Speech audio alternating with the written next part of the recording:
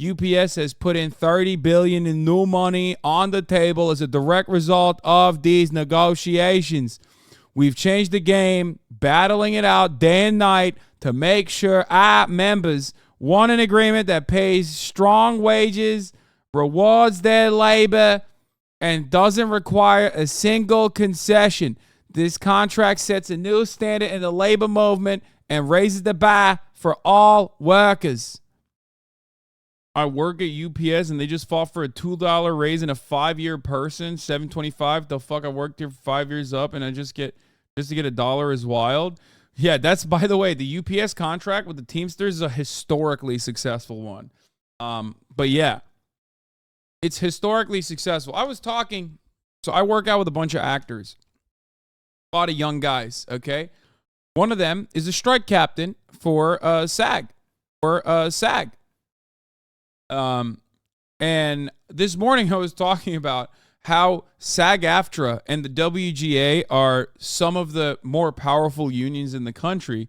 And he was like, what the fuck do you mean powerful? Like, I don't want to, call him out or anything, but he was just like, what do you mean powerful? Like, that's like, our wages have decreased dramatically. And I was like, yeah, powerful in comparison to like American unions, my man.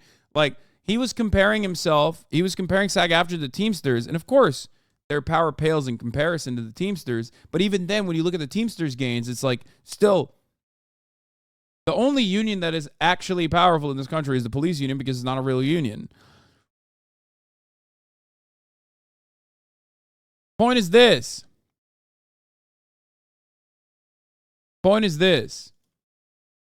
In comparison to how things are, yes, they are better than others. In comparison to how things should be, they are not great. But this should not stop us. This is a very big and very good time for unions, okay? A lot of activity happening in the labor field. Get excited. Try to unionize your workplace. Engage in acts of solidarity. Okay? Genuine question, how do police unions differ? Police, both historically and in contemporary society, are seen as the final safeguard that defend the interests of capital. Police do not protect and serve the people or the public. They protect and serve the interests of capital. That is precisely the reason why they are allowed to exist in the way that they are. The more violent they are, the better they are at their jobs of separating the poor from the wealthy, making sure that through state violence, through the exertion of state violence, which the police have a monopoly on, and the domestic stage, you can keep certain people, certain groups of people, as the permanent underclass. You can violently continue engaging in domestic colonialism on internal colonies, as we were talking about the other day, which happen to be black and brown neighborhoods. It extends to the border police when it comes to immigration. America is constantly profit-seeking. It's the most capitalist nation on the planet. Of course, we are going to be constantly looking for new ways to squeeze out profits, and there is nothing more profitable than slavery, baby. You know it. I know it. People in the state of Florida, unfortunately, will not know it as well as they should, because we're going to talk about the Florida Board of Education a little bit further, but that is how it works. As the profit rates have a tendency to decline year over year, profiteers, capital owners, people who care about the shareholders and their interests, people in the boards, people in positions of power, people in positions of actual power, are going to look to new creative ways of creating new profit vectors.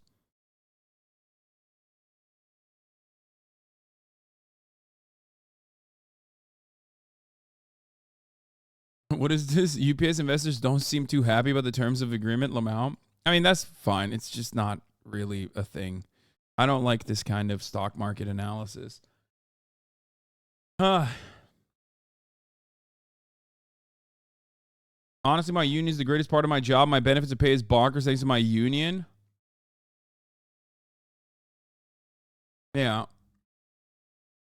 If every union had guns like police unions, they'd also get massive concessions. I don't think it's the guns, my friend.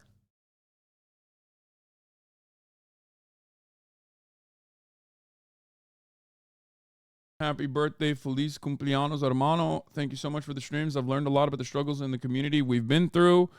About the struggles we in the community have been through. Thanks to you and Michael Brooks. Rest in peace, my king. I can always improve as a person and be more compassionate and empathetic towards people. Fuck the system. Love the people. Exactly. Be ruthless to systems. Be kind to people. Pensions are getting a bit out of control in some industries. Next thing we need to do is lower taxes. Hell yeah, brother. That's right. Yeah. What I'm thinking is maybe these guys have too much money in retirement. You know what I mean? That's what I'm always thinking.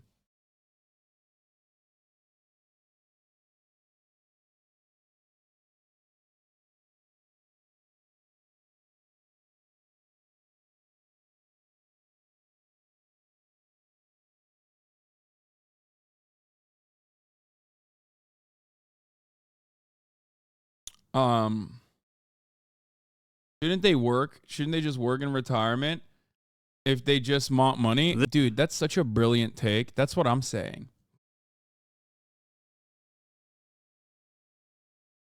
Speaking of union victories, we're on the verge of winning hours for 5,000 workers around the country. Happy birthday, and thank you for inspiring me to go out there and start this. TV commercial production workers group on track to form national union with IATSE. The group titled Stanwood Production, comprised of an estimated 5,000 workers. Fuck yeah, dude, this is fire. A majority of which have signaled their support for joining the crew union, a result confirmed by a third-party arbitrator. I mean, listening to actors this morning talk about how much money used to be made in the industry for certain aspects, or for certain productions that they were involved in, versus what they do now for residuals in the streamer era is fucking bananas. It is actually bananas. Like, I don't know. Lemo, why not just work a job with a pension if you want to survive in your old age? They're so easy to find with the rise of 401ks throughout effectively every industry. Yeah. I'm sure if you saw this about pensions. Oh, yeah, this was massive. 22,000 workers threaten to strike a yellow over pension payments. So here's what's going on with a lot of pensions is it's not that they're like getting them fully removed, but companies that used to offer pension plans for many of the younger generations are just saying that they are no longer going to be able to do so. Bryan Cranston going off, delivers a rousing speech addressed to Bob Iger at the SAG-AFTRA rally at Times Square. I'm finding out that a lot of these actor motherfuckers live in New York instead of Los Angeles, by the way.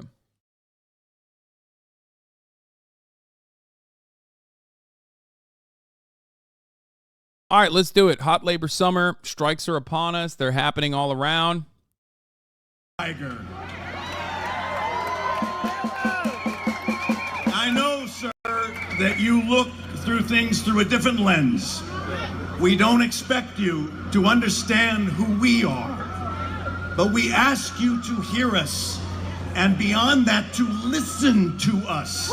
When we tell you we will not be having our jobs taken away and giving to robots. We will not have you take away our right to work and earn a decent living. And lastly, and most importantly, we will not allow you to take away our dignity. We are you. Motherfuckers out here talking like Lenin. Dude, just a little bit of labor action, and all of a sudden you got Bryan Cranston being Lenin, talking like Lenin. I call him Lenin. Character development from meth manufacturer to union advocate is crazy. So here's one thing I got to mention for all of you, okay? Remember, he doesn't have to do this at all. The Rock doesn't have to dump fucking 7 figures into the SAG-AFTRA strike fund. Those guys have already made it. They already have enough money. They don't care about the $26,000 cutoff for healthcare plans. Like, they're good.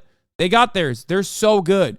The reason why they're putting their brand out there, putting their name out there, putting their fucking voice out there is because they recognize how much help they got from their fucking unions early on, okay? That's it. So whenever people look at these guys and go, this guy's worth $10 million, what the fuck's he talking about? What does he want, 11 million? Like, you're failing to understand the point, okay?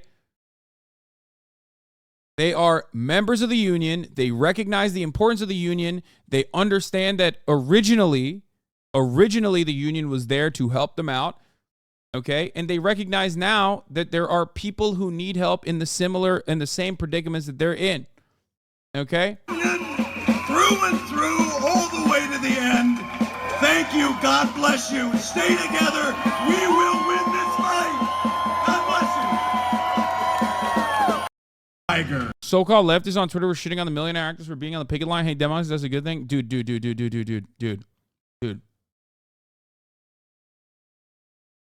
Those people are fucking stupid, okay? Just because someone masks themselves, surrounds themselves with like leftist aesthetics, does not change the reality that they are fucking idiots, okay?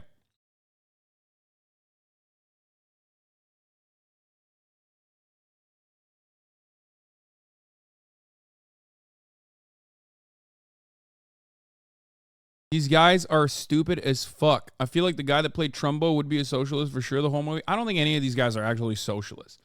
They're not. They might even have a distaste for the term socialism. It doesn't matter to me. Okay? It does not matter to me at all. Unions are not socialism. They're unionism. It's trade unionism. It's a separate thing, okay? But they're still very good.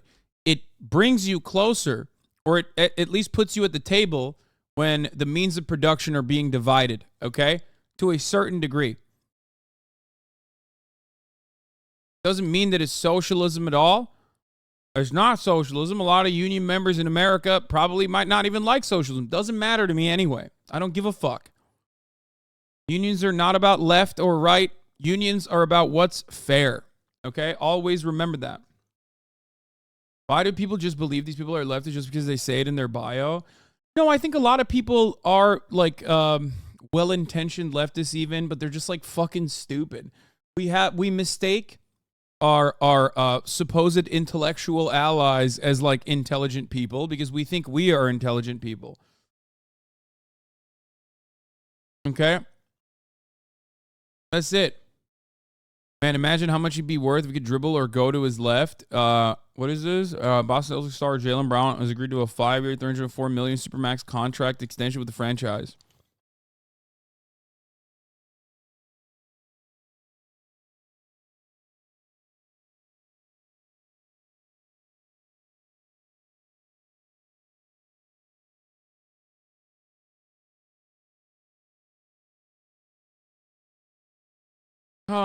Mara Wilson put it really well in regards to Cranston and why he might want to speak here. This is a man who worked 20 years before becoming a series regular, nearly 30 before becoming a household name. He did regional theater, voiceover for commercials, and anime dubbing in the meantime. He knows what it's like to be a working actor. Listen to him.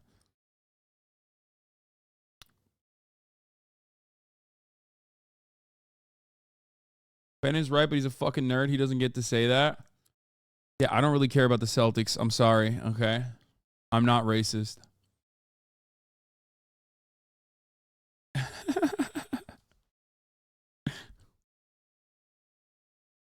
Anyway, let's get back.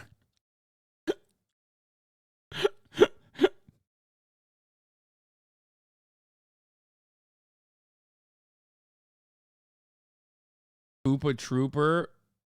Hoopa Soldier. Hoopa Trooper. Finally also an official HasanAbi head. Hell yeah.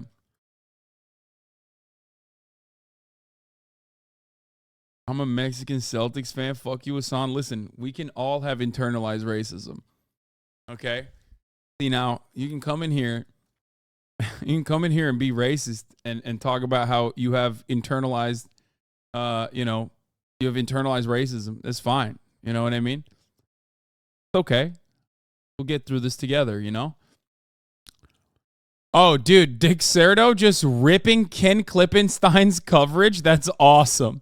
Netflix offering a salary for $900,000 a year job listing for an AI product manager while the average actor makes less than $26,000 a year.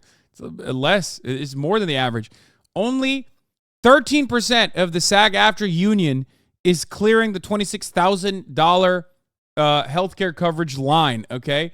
That is entirely the fault of the studios. Entirely the fault of the studios.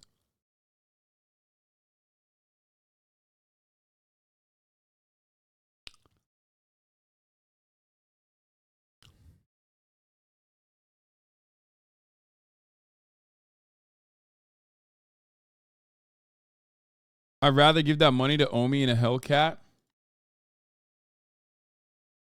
Speaking of Dick Serto, you see when Chris Hayes tweeted out a Dick Serto link, wild ass crossover. The worst fucking thing that Chris Hayes has ever done was follow me on Twitter. I think I've like successfully broken his fucking brain. I'm not even kidding. Like he watches the stream from time to time too. They got that deeply entrenched caste/class system as well. Yeah, they're very open about it too. They almost have a positive aspect. They almost have a positive approach to like nobility. Even it's very weird. But I'll tell you this: in the United States of America, due to capital owners having such a stranglehold on any kind of unionization efforts, due to like union funding mechanisms being shut out. With Supreme Court cases like Janus decision and the like, even in the public sector, right? There's not a lot of union activity, so the media doesn't have like the terms to communicate negatively about unions, and they usually just like cover it much more positively in comparison to the British media. The British media across the board will just like rip any kind of union activity to shreds nonstop immediately from the jump. Like, they have a very openly contentious relationship with the likes of Mick Lynch, for example. They will do smear campaigns. They have a lot more. They have a lot more experience with like with outside attacks on labor unions than the U.S. media does, partially because the U.S. media, due to many, many years of not really any kind of union activity, or like a lot of unions becoming like corporate neoliberal unions in general that simply are just another aspect of like the Democratic Party. Look no further than union leadership in Nevada, for example, for the hospitality union there, unironically advocating against Medicare for all because they wanted to make sure that they had like a benefit, a genuine benefit for joining the hospitality union. Like, there are many examples of this kind of thing happening all around the country. These are some of the reasons as to why the American media is not necessarily as openly anti-union as possible, or as other places like the UK. So might as well do it and fire union leaders. Worst case scenario, they get a little money back. And that's assuming businesses even get caught. Because the NLRB, the institution in charge of enforcing these laws, is completely overwhelmed. Or the SEIU staff working under an expired contract. And like can't possibly monitor every employer's illegal union busting. Funding for the NLRB has not budged in the last 9 years, so inflation has eaten away 25% of its budget. And it's lost 39% of its staff in the last 2 decades. Businesses just aren't worried about breaking the law. And why would they be? Or they are, in my opinion, and this is a bit of a conspiracy theory, but I thought the Howard Schultz Starbucks efforts were actually deliberate. I think that they wanted to violate the law to finally fucking put the hammer and the nail to the coffin of the NLRB by destroying the remaining labor protections that exist. And I think that that's the reason why they were like very openly violating existing labor law. Odds are no one will do anything about it. Now, let's get back to the union busting strategies. Because what are you going to do? You're going to take it up to the Supreme Court? Guess what they did recently? Remember the work stoppage that occurred in I think it was Colorado or Washington with the Teamsters there? Was it Teamsters? They were the truckers, right? They left their cement trucks running in the concrete company, and the Supreme Court basically decided on behalf of the capital owners in that situation, the Washington cement workers, And they decided that, yes, in that specific instance, the cement workers union was liable for the potential damage to capital, which didn't even fucking happen, for the record. The potential damage to capital that could have occurred.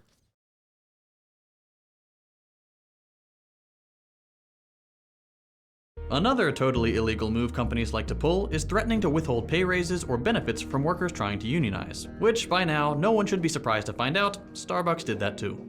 According to an Axios report, Starbucks gave pay raises and benefits to non-union workers while withholding them from stores trying to unionize. And they even gave those same non-union employees extra perks, like more sick time, a looser dress code, and more access to tips. All that to discourage workers from unionizing, which, once again, super illegal and shitty. But there's more.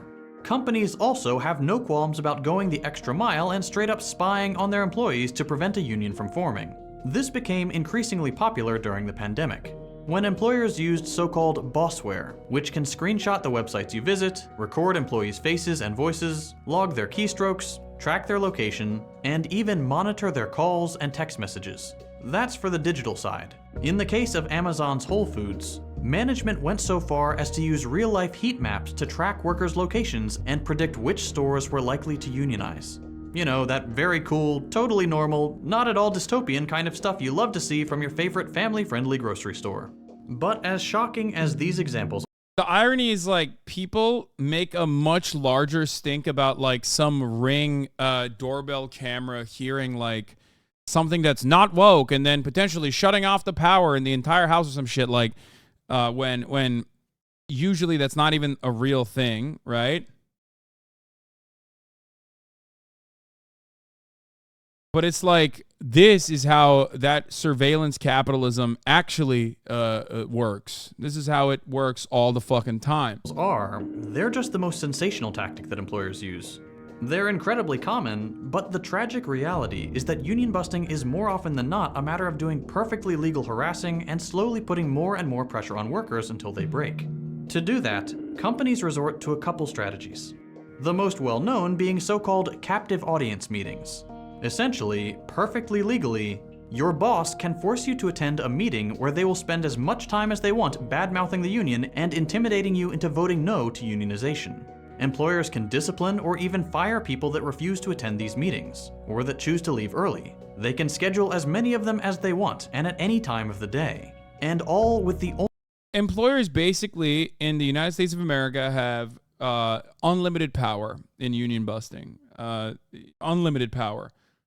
And on top of that, they still have a gigantic fucking industry that is specifically working to engage in anti-union activity and union busting. There are so many law firms that do this. This is their job. This is their sole purpose. Only constraint being that they can't do it within 24 hours of a union election. In contrast, workers trying to get a union going aren't allowed to hold meetings on company property, can't take time out of their coworkers' day, and their boss has no requirement to give them a list of the company's employees, so they can't even easily contact everyone. Unions are at a massive disadvantage. And if you're thinking, so what? You probably don't know what these captive meetings can look like. The meetings have gotten increasingly anti-union.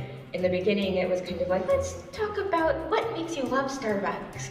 And then it got more and more, the union will control you, which is something that's actually in one of their slides. And they were implying it was going to be like a Crucible or Salem witch trial of like everybody putting each other on trial. They really stopped just a sentence short of basically saying, hey, if you join this union, there's a chance that you could go to jail. I mean, we know that these are lies. And we've got partners who are 17 and 18 years old. If you're telling me that wasn't meant to scare people into thinking that, you know, this is something they could potentially be tried in a court of law for, I don't know what else the purpose of that would have served. That kind of intimidation is terrible, and it's not just happening in meetings.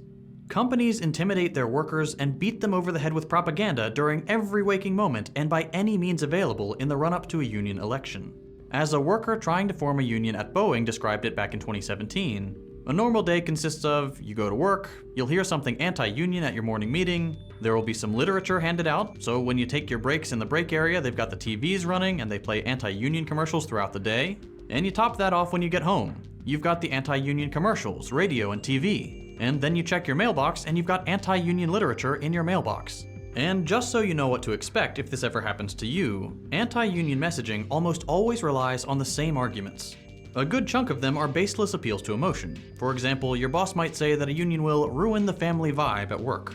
Or lie and tell you that the union will ask you to engage in acts of violence, or that Oh, I got rated. Caroline Kwan has rated you with a party of 1,500. Oh, shit. Thank you, Caroline Kwan. Hope you had a good stream.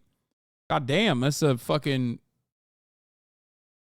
What did she do, like a 24-hour stream or something? That's crazy. Come strike time, a union won't support you like they promised they will. It's all unfounded, but it's repeated over and over and over, and it's not really designed to have you hating the union so much as it is trying to plant a seed of doubt in your mind that can make sticking with the status quo feel like the safer option, and going with the union seem like a risk. But if that doesn't work, anti-union rhetoric will either be straight-up intimidation, like the way Starbucks implies legal repercussions, or more quote-unquote pragmatic arguments. Inevitably, any union effort getting close to the finish line will be hit with a "what about..." Those are regular numbers? No, I'm not talking about her numbers. I'm talking about the time. I thought she streamed at night. Union dues display, like this poster at Delta, or this display at Boeing, where managers prominently arranged a pile of goods in the break room to convince their workers that union dues are too expensive. But like we've already mentioned, unions raise wages. Yeah, the most typical anti-union narrative is like, bro, why would you spend it on a union dues when you can buy a PS3 or a PS4 or a PS5 or still a PS5, but you can't really find a PS5 anymore. You know what I mean? Even assuming you make minimum wage. You're laughing at the PS3 because that's like the most common meme. Like that's an old ass meme. Totally average 13% increase equals $2,000 more extra at the end of the year in salary raises alone. Not to mention the odds that your benefits go up too. Union dues at Starbucks, just as an example, are at most around $550 a year. So unionizing, in a totally run-of-the-mill hypothetical, is a roughly $1,500 profit. Not to mention the fact that without a union, your boss could always lower your salary at any time, or refuse to give you a raise while inflation keeps eating away at the value of your pay. And look, the reality is there would never be a necessity for unions if capital owners truly, out of the kindness of their hearts, decided to give you the benefits in pay. Okay. Except and engage in a fair distribution of profits on their own. Except, once again, like I said, it's supposed to be magnanimous to do that. Except it's what's fair. It's what's right. Okay? Like, the point in that circumstance is that it shouldn't require kindness to do that. Right? It's never going to happen. That's not going to happen. You have to have some mechanism enforcing that relationship, because you just don't have that. You do not have that at all. It's not going to happen. Never going to happen. You need leverage. Exactly. 13 of this video, and I still have many union busting strategies I couldn't even cover. A good, 10 in this table alone are not only well-known union-busting strategies, they're all completely legal. I can't even mention every union-busting strategy in this video because employers just have every weapon they could ever want to shut down a budding union. And that even includes actual weapons. It's not uncommon for companies to call the cops on strikers to intimidate and in some cases even attack them. That is how policing began in this country, after all. For context, just try to imagine I thought that was John Fetterman for a second. Calling the cops on their boss. Workers just don't have that option. Management has every single union-busting strategy they could ever want available to them, even the illegal ones. But even if they all fail, even if employers really throw everything at the wall and nothing sticks and the union vote is successful, management still has a trick up their sleeve. They wait you out. Once the union wins, all companies have to do to stay on top is not sign a contract. Because if a year goes by after a union election without a contract being signed between the union and the company can start trying to get the union decertified, and then it's back to square one. It is an understatement to say that the system is rigged against workers. The truth is that it couldn't be more inhospitable to labor organizing. I mean, even the self-proclaimed most pro-labor president in American history is a goddamn strikebreaker. Power is not on the workers' side. And that's why it's so encouraging to see how successful workers' movements are at the moment. The deck is stacked so heavily against workers, and yet the public is on their side and they're winning, battle after battle. We're seeing people, for the first time in a while, collectively beating the odds, learning from their experience, and using that knowledge to help one another have a better life. The ball is already rolling. So if you watched this video and you'd like to try to unionize your workplace, there has never been a better time in recent history to do it. To help, I've put links to the IWW's website in the description. Not only does the IWW have plenty of resources for you to read, you can use their site to get in touch with experts who can help you unionize your workplace, fight back against the dirty tricks your employer will use, and win.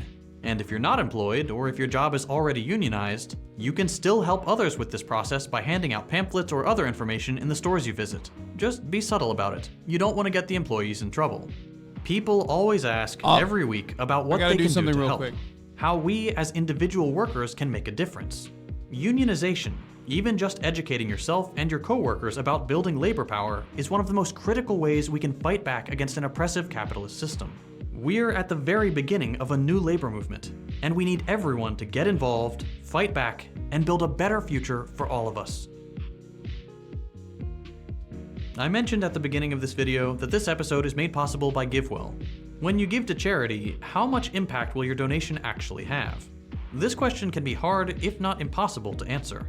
Most charities can't tell you how your money will be used or how much good it will accomplish. If you actually want to help people living in poverty with evidence-backed, high-impact charities, I highly recommend you check out GiveWell. GiveWell spends over 40,000 hours each year researching charitable organizations and only directs funding to a few of the highest impact, evidence-backed opportunities they've found. Over 100,000 donors have used GiveWell to donate more than $1 billion. Rigorous evidence suggests that these donations will save over 150,000 lives and improve the lives of millions more. And using GiveWell's research is free. GiveWell wants as many donors as possible to make informed decisions about high-impact giving. They publish all of their research and recommendations on their site for free. No sign-up required. They allocate your tax-deductible donation to the charity or fund you choose without taking a cut. I personally give to the Malaria Consortium. My wife is from Zimbabwe, and her family has seen firsthand how devastating malaria can be. The Malaria Consortium is incredibly cost-effective. It only costs about $7 to protect a child from the disease. If you've never donated to GiveWell's recommended charities before, you can have your donation matched up to $100 before the end of the year, or as long as matching funds last. To claim your match, go to givewell.org and pick YouTube and enter Second Thought. Yeah, the boss is back. What are you doing there? Uh-oh, somebody woke up and immediately chose violence. I have a chew toy right there. No.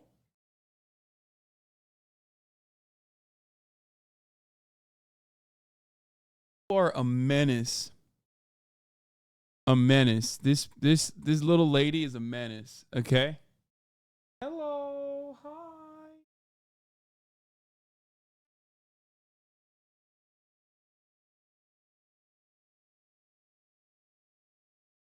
When's her birthday? 5th of March. Don't let DeSantis know she's woke. All right, well, here, let's watch one big W for the ongoing labor action between Teamsters, perhaps the most powerful union in North America, against UPS. Sure that we can hit on some big news that actually just happened before we started here on the air. Big news breaking on UPS within those last few minutes. So Frank Holland is going to join us now with the details. What's going on here, Frank? It looks like crisis averted. It does appear like crisis averted. Certainly some big news. So shares of UPS at one point jumping 2% on the news of a tentative deal with the Teamster off those highs right now. Rival FedEx actually dipping into negative territory just fractionally after that news broke. So here's like the bones of this news. The deal prevents the 340,000 Teamsters workers at UPS from a potential strike that would have cost the U.S. economy an estimated $7 billion in just the first 10 days. The contract expires on July 31st. Teamsters would have had the option to strike on August 1st. But again, it appears that's been averted. I have to say appears right now, Courtney, because just yesterday we saw a tentative deal with the FedEx pilots. We thought there was a deal just last month. Both sides announced a tentative deal, and then it didn't work out. Certainly not as urgent as this one. However, I do want to point to the fact that both sides are now calling this a win-win agreement. This is a statement from Carol Tomei, the CEO of UPS. She says, this is a quote, "Together we reached a win-win agreement on the issues that are important to Teamsters, leadership, our employees, and to UPS and our customers. This agreement continues to reward UPS's full and part-time employees with industry-leading pay and benefits while retaining the flexibility we need to stay competitive, serve our customers, and keep our business strong." There was also a release from the Teamsters. Now, I want to point out, UPS says it can't confirm or deny these numbers. It says it can't talk about the financials of this deal until its earnings report coming up in August. But this is from the Teamsters on this tentative contract. They say $30 billion of new money throughout the length of the contract. Existing full and part-time workers get $2.75 more per hour this year. And then throughout the length of the contract, $7.50 per hour more over the length of the contract. And then this was a really big sticking point. Pay for part-time workers, they'll now be bumped up to $21 per hour. The CEO said it was a win-win. It's probably not a win-win, right? I mean, listen. If it was that fucking favorable for the board, they wouldn't have actually taken it to a situation where there was like threats of labor action and a work stoppage. Okay, like they have to say that to make sure that their stock price doesn't diminish, because the markets do understand the antagonistic relationship between labor unions, the working class, and capital owners, and those who represent the interests of the capital owners, the shareholders, the board. So it's a W. They're going to say it's a win-win. The CEOs are going to say it's a win-win.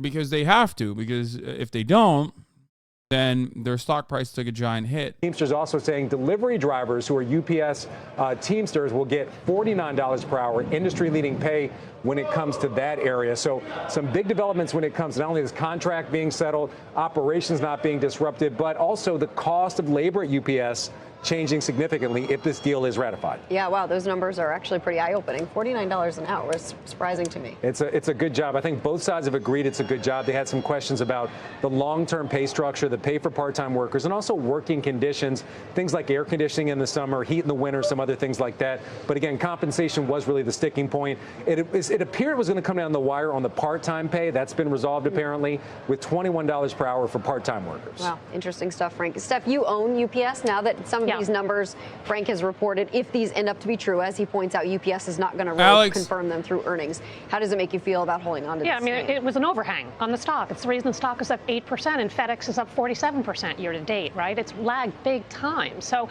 it's a removal of an overhang. That's number one. And then you got puts and takes from what I gather from Frank's great reporting. $6 billion a year.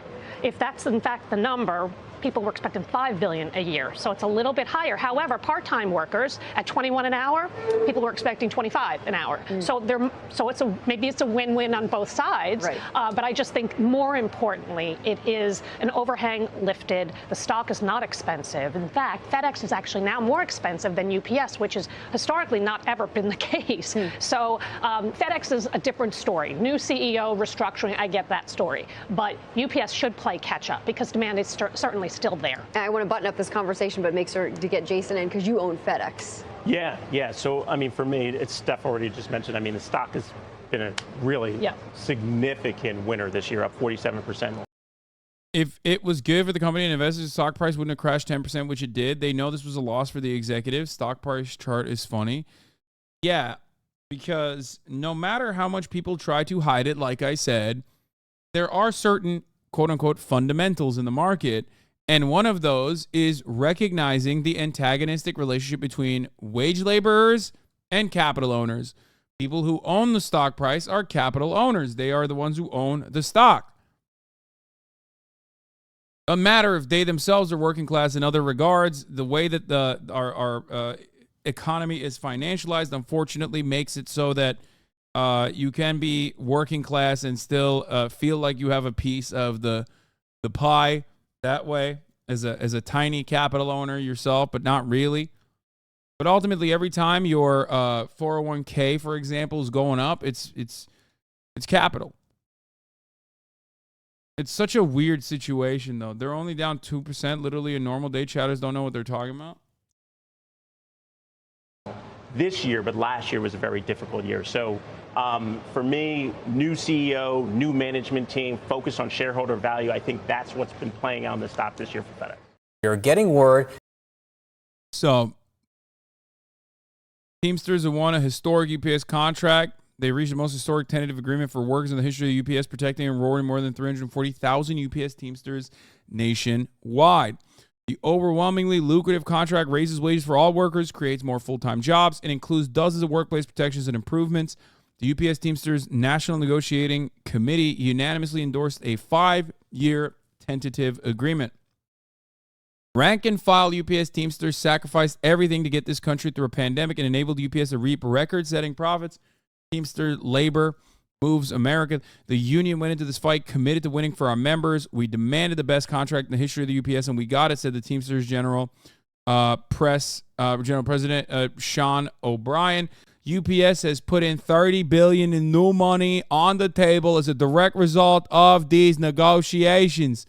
We've changed the game, battling it out day and night to make sure our members want an agreement that pays strong wages, rewards their labor, and doesn't require a single concession. This contract sets a new standard in the labor movement and raises the bar for all workers. UPS came dangerously close to putting itself on strike, but we kept firm on our demands, said Teamsters General Secretary Treasurer Fred Zuckerman. In more than 40 years in Louisville, representing members at World Part, the largest UPS hub in the country, I've never seen a national contract that levels the playing field for workers so dramatically as this one. The agreement puts more money in our members' pockets and establishes a full range of protections for them on the job.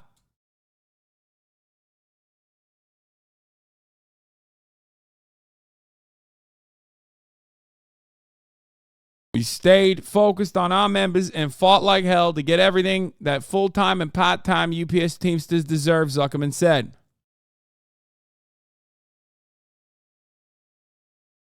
Are you doing a Boston or Brooklyn, Jesus Christ? A bit of both. Sean O'Brien sounds like he's a Boston guy from Brooklyn. So, actually, in many ways, perfect.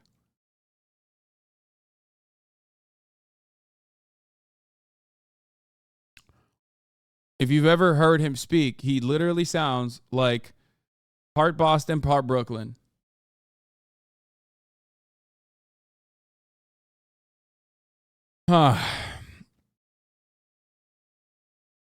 So, congratulations to the Teamsters on this historic dub, this absolutely fat dub. Hot labor summer, baby. It's happening. It's happening all around, dude. All around, dude. All aboard the labor train. That's not what we're gonna watch. And where were we? Are you diagnosed accident savant? Because holy, they are great. Thank you for saying that.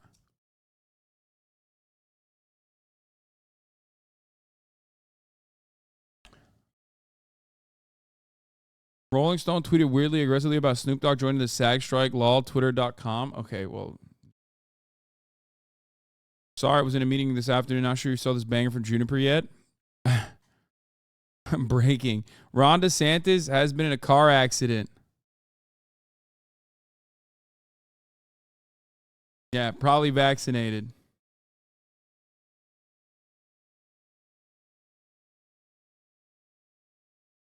We will see. It still has to get voted in by U.S. rank and file, and I heard a lot of people still on the no train today.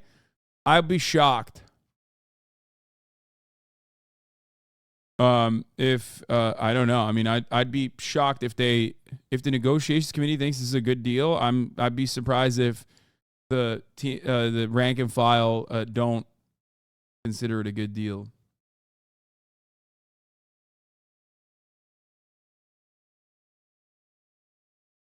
They get a $275 raise. Yeah, brother, that's an insanely good situation, especially all things considered, especially for like comparative salaries.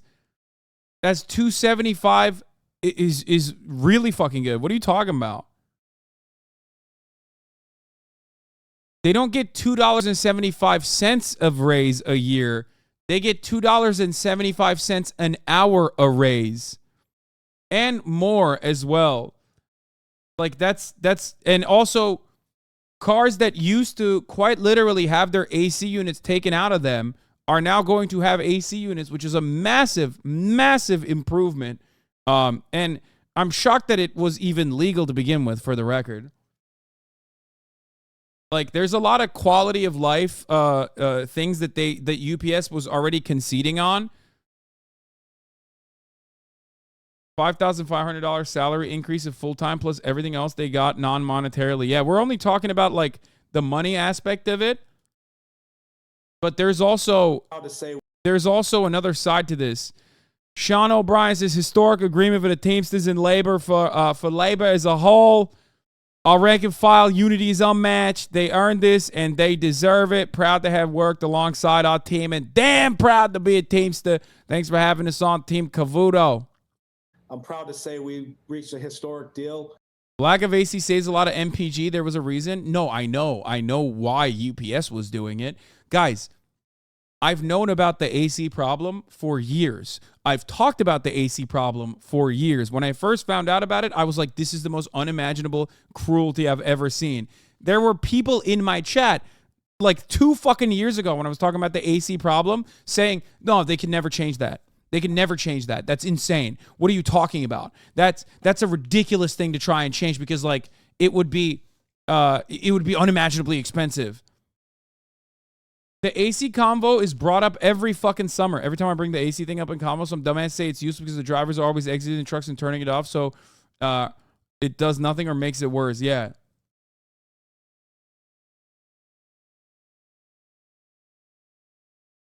Every fucking summer, the AC conversation used to get brought up.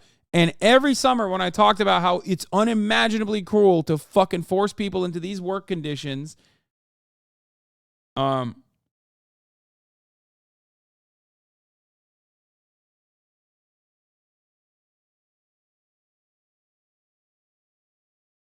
wait, I got a Alex Press update. Here's one aspect of we'll talk about the historic W for the full-time contracts, but apparently there's a little bit of issues where we're going to get to that in a second. UPS trucks have no driver door, though.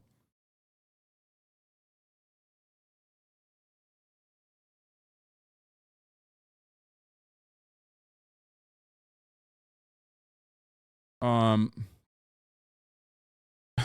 love the people going, they have no door. First of all, they do, okay? It's a sliding one. You just don't see it. Do you want to know why they don't fucking have a door? You want to know why they don't have a door? First of all, you want to know why? Because they have no fucking AC. What are they supposed to do? Die?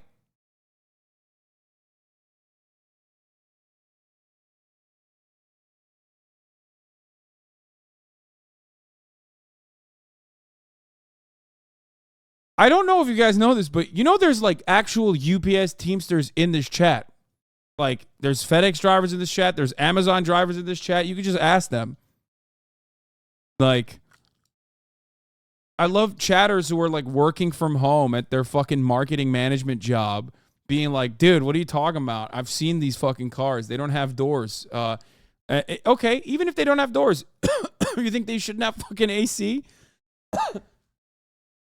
Like, it's literally a fucking steel oven, dude. Temperatures in Arizona get up to like 105 degrees, 125 degrees in the summer heat. These motherfuckers are literally driving in that heat, dude. It's an oven.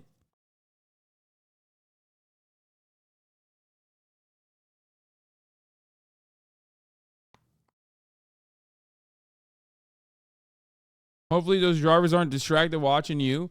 I mean, I suspect that they are, they probably listen instead of fucking watch me while they're delivering. I'm being told Chicagoland is voting no, and the Teamsters are selling out the 2/3 of the workforce that is part-time. Okay, so that's the update I was going to give you guys. Internally, I was wrong when I made this assumption about the rank and file. from what I understand, there are some issues, potentially.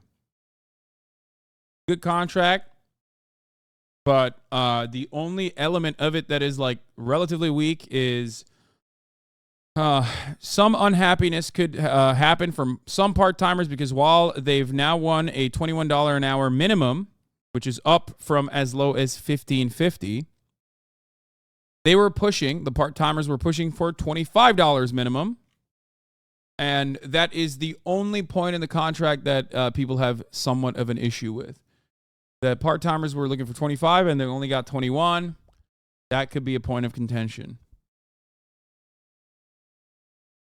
The UPS man that delivers my mom's house has literally seen me grow up for 22 years to this day. We still have him on our route. We exchanged Christmas cards to give him a Christmas gift and always offer cold water when he delivered.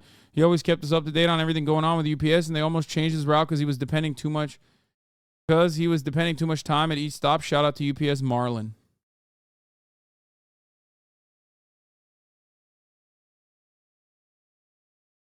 Their path to full-time is way easier now. No BS loophole to fuck them.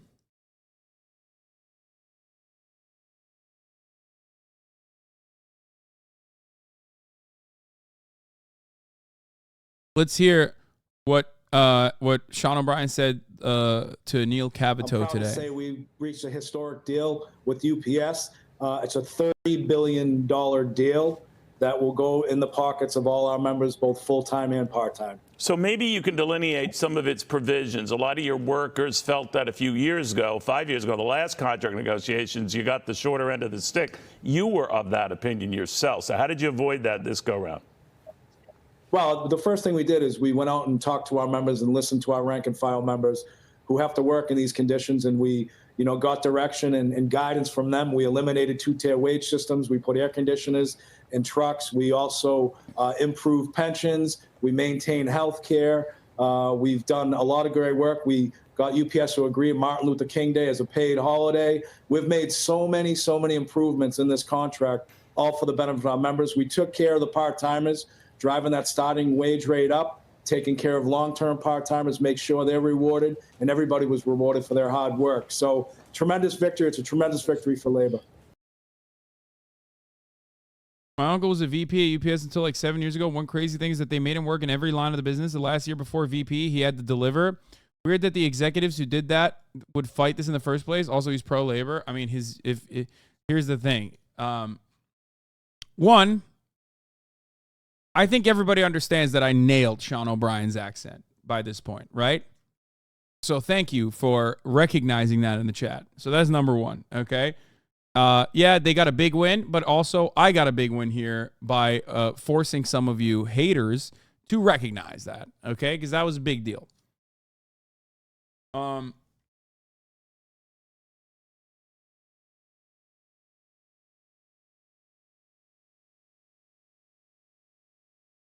It's your birthday, so we have to be nice, but don't push it. Oh, come on. Come on, dude. Come on, dude. What the fuck?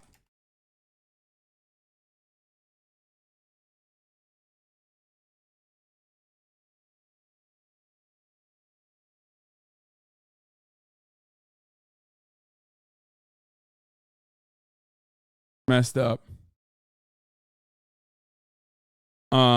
Let me see if I can find a good video, like a more comprehensive video on this. Find one where he's outside talking, so he kind of has to yell.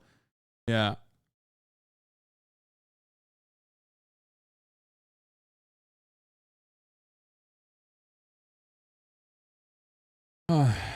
Okay, where is the...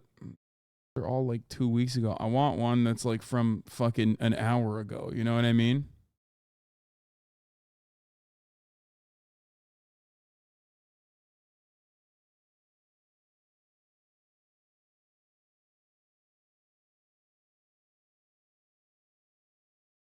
Anyway. My fish died, but you know everything dies, so it'll be okay. Yeah, true. My brother was an Amazon driver for a while, and he listens to you to this day. He started watching TWT and followed you. What is TWT? And followed you here for your great reacts and takes and continued dedication to the labor cause, educating the masses. Thank you and happy birthday from me and Chairman Dreff. Damn, 25-month subscriber. Oh,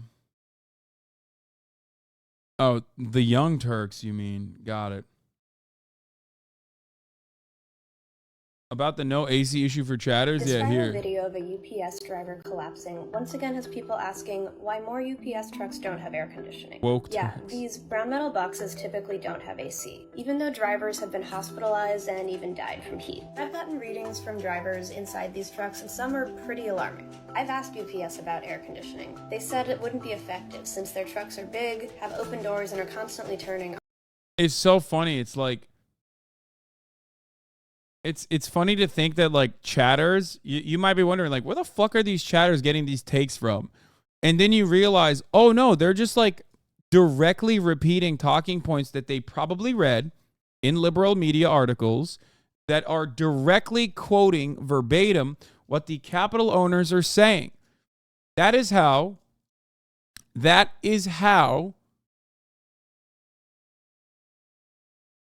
you end up doing company PR. That's how you end up basically being that's how you end up getting indoctrinated. Turning on and off. I've also asked a worker safety advocate. You know, when they get back on that truck, being able to be right in front of a cool vent blowing cool air is going to be significantly better than getting back and just getting in an extremely hot truck. And so it's imperfect, but it's the solution to help. UPS says it has a cool solutions program, which trains drivers to work safely in heat. Julie says they can do more, like adding brakes on hot days, hiring more drivers, even providing white uniforms in trucks.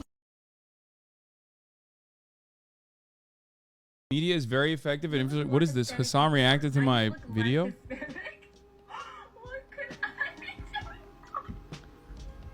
Nobody said anything in the... We all agree this is racist. I think these people are so sad that I don't even know. I feel like it transcends being racist at that point. It's like race. I did react to the RCTA. That was fire. That was great. That was great work that Pure Incel did. I RCTA from Smurf to Walmart bag and got no support. I'm so sorry. Not all publicity is good publicity, but yet again, game is game.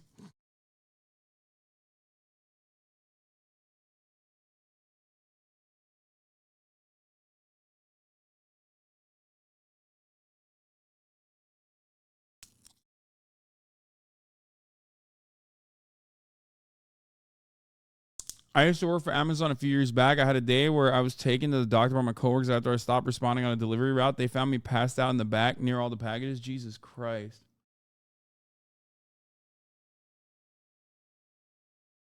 The original video was about her. The original video was her infiltrating a race change to another Discord. And just like covering it. Former USPS delivery driver in Oklahoma. Those trucks are a death trap for more reasons than people could possibly know. The Northrop Grumman LLV's engines are cooled by gas being in the gas tank. It's pretty common for a driver per office to get heat stroke bad enough to get hospitalized every year. A friend of mine got such severe heat stroke it caused other health complications. He was hospitalized for 3 weeks. P.S. Happy birthday. Jesus Christ.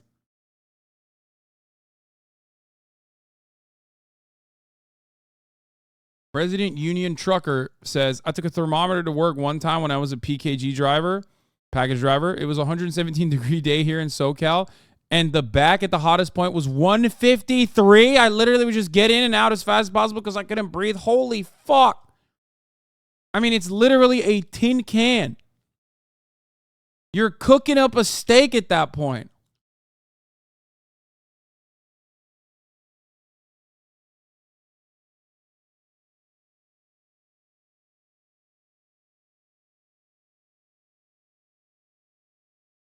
Some more reactions coming in from UPS Teamsters. Getting reactions from a lot of UPS workers who are feeling disappointed by this deal. Coincidentally, a UPS delivery driver just delivered a package to my house in DC. I asked them what he thought about the deal. They didn't get what part-timers wanted. I'm going to vote no.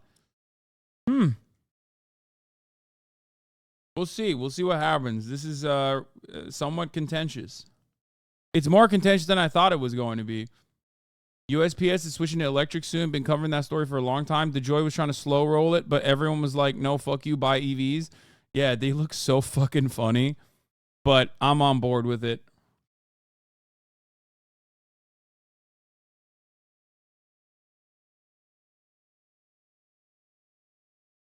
The USDA calls steak a cooked rare at 145. That's crazy. Literally, meats are safe to eat at like 165. Holy shit, literally cooked meat. Yeah, dude. Hey, listen, I don't think you guys understand. If it's 153 degrees in there, if you get hungry, you could just take a bite out of your arm, and then all of a sudden you're snacking on yourself. You know what I mean? I see that as a win-win. Okay, some of you guys don't recognize the wins, the silver lining in the circumstance.